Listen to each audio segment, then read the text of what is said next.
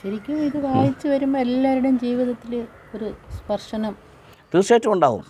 അതായത് ശരിക്കുമുള്ള സ്നേഹത്തിൽ പരസ്പരം ഐക്യത്തോടുകൂടെ ജീവിക്കാൻ വേണ്ടിയിട്ടുള്ള ഒരു കാര്യം ഇതിനകത്ത് റിവീൽ ചെയ്ത് കിട്ടും. അതായത് മതത്തിൻ്റെ പേര് പറഞ്ഞ്, വിശ്വാസത്തിൻ്റെ പേര് പറഞ്ഞ്, ദൈവത്തിൻ്റെ പേര് പറഞ്ഞുള്ള വിഭാഗീയത മാറി ശരിക്കുമുള്ള സത്യത്തിനകത്തേക്ക് ഈ രണ്ട് കൂട്ടരെയും, രണ്ടല്ല 10 കൂട്ടരായിക്കോട്ടെ, 15 കൂട്ടരായിക്കോട്ടെ, ഇപ്പോൾ ക്രിസ്ത്യാനിറ്റിയിൽ തന്നെ എത്രയോ വകഭേദങ്ങളുണ്ട്, അവർക്ക് പോലും എന്തില്ല, ഐക്യതയില്ല.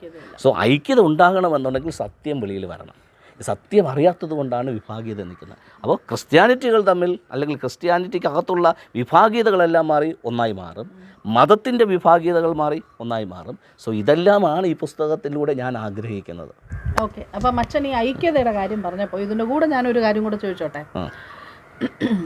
ജീസസ് ക്രൈസ്റ്റ് നമുക്ക് ഇൻട്രൊഡ്യൂസ് ചെയ്ത് നല്ലെന്നുണ്ടെങ്കിൽ പരിചയപ്പെടുത്തി തന്ന ഒരു സഭ, അത് പൗലോസും വളരെ വ്യക്തമായിട്ട് എന്താണ് സഭ എന്നത് കൂടെ നടന്ന വ്യക്തികൾക്ക് പോലും റിവീൽ ചെയ്യാൻ പറ്റാത്ത രീതിയിൽ പൗലോസ് അപ്പോസ്തലൻ നമുക്ക് റിവീൽ ചെയ്ത് തന്നിട്ടുണ്ട്.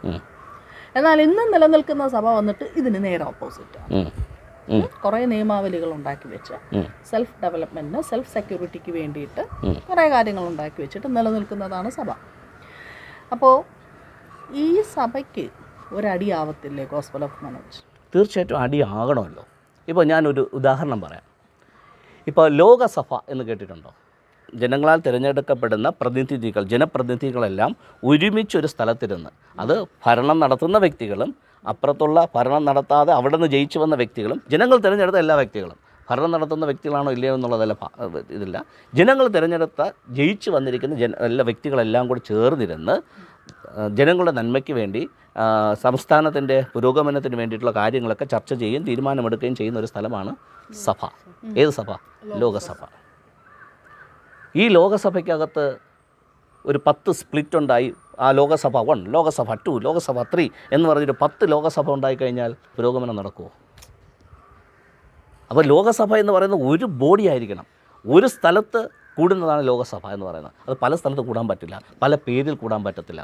ഒരു ബോഡിയാണ്, ഒരു സ്ഥലത്തേ കൂടാൻ പറ്റത്തുള്ളൂ. ഇത് കൂടുന്ന സമയത്തൊരു അതിനകത്തൊരു അജണ്ടയുണ്ട്. ആ അജണ്ട ഉണ്ടെങ്കിലേ ഇത് കൂടാൻ പറ്റത്തുള്ളൂ. അതിനൊരു അധ്യക്ഷനുണ്ട്, അതിൻ്റെ അകത്ത് ജനപ്രതിനിധികളുണ്ട്, അതിനകത്തൊരു ചട്ടക്കൂടുണ്ട്. അതിനെയാണ് ലോകസഭ എന്ന് പറയുന്നത്. ഇതിനെ ഡ്യൂപ്ലിക്കേറ്റ് ചെയ്യാൻ പറ്റില്ല. ഓക്കെ, അപ്പോൾ ഇന്ന് നിലനിൽക്കുന്ന ക്രിസ്തീയ സഭ എന്ന് പറയുന്നത് ഈ ലോകസഭ പോലെ ഒരൊറ്റ ബോഡിയാകണം. ഇന്ന് 100 കണക്കിന് 1000 കുഞ്ഞു കുഞ്ഞു കുഞ്ഞു ഡ്യൂപ്ലിക്കേറ്റുകളാണ്. ഇതെല്ലാം ഡ്യൂപ്ലിക്കേറ്റുകളാണ്, ഒറിജിനലല്ല. ഒറിജിനലാണെങ്കിൽ എത്രയേ കാണത്തുള്ളൂ? ഒരെണ്ണേ കാണത്തുള്ളൂ. അത് അതിൻ്റെ സിസ്റ്റമാറ്റിക് ആയിട്ടുള്ള രീതിയിൽ അതിൻ്റെ അധ്യക്ഷൻ എന്ന് പറയുന്നത് ജീസസ് ക്രൈസ്റ്റ് ആണ്. ഈ സഭയുടെ രൂപീകരിച്ചതെന്നുണ്ടെങ്കിൽ അധ്യക്ഷൻ ജീസസ് ക്രൈസ്റ്റ് ആകണം. ജീസസ് ക്രൈസ്റ്റ് വെച്ചിരിക്കുന്ന രീതിയിലുള്ള പൊസിഷനിലുള്ള വ്യക്തികൾ അതിനകത്ത് വരണം. അങ്ങനെ കൂടുന്ന ഒരു കാര്യമായിരിക്കും ശരിക്കുമുള്ള സഭ എന്ന് പറയുന്നത്. അതിനൊരു അജണ്ടയുണ്ട്, അതിനൊരു മാർഗ്ഗരേഖയുണ്ട്. ആ രീതിയിൽ വന്നാലേ അത് ഒറിജിനൽ ആകത്തുള്ളൂ. ഇപ്പോൾ ഒറിജിനലില്ല, എന്ത് മാത്രമേ ഉള്ളൂ? ഡ്യൂപ്ലിക്കേറ്റുകൾ മാത്രമേ ഉള്ളൂ. അപ്പോൾ ഈ പുസ്തകം വായിച്ച് അതിനകത്തുള്ള ആ സത്യം മനസ്സിലാക്കി കിട്ടുന്ന വ്യക്തികൾ ദൈവം ആഗ്രഹിക്കുന്ന രീതിയിൽ, ഞാൻ ദൈവം എന്ന് ആ വാക്ക് ഞാൻ പറയാൻ പാടില്ല, എന്നാലും ഞാൻ പറയുവാണ്, നമ്മൾ മാനുഷിക കൺസെപ്റ്റിൽ കിടക്കുന്നുണ്ട്.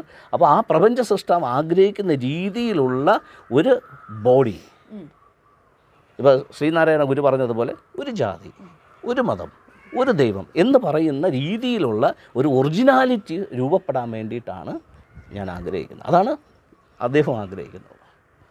അപ്പോൾ അതാകണം. അപ്പോൾ ഈ നേരത്തെ പറഞ്ഞതുപോലെ ഈ ഡ്യൂപ്ലിക്കേറ്റ് എല്ലാം പൊട്ടും, അതിൻ്റെ നിലനിൽപ്പില്ലാതാവും. ജനങ്ങൾ സത്യം മനസ്സിലായി കഴിയുമ്പോൾ പിന്നെ ഇതിനകത്ത് മൂല്യമില്ലാതാവും.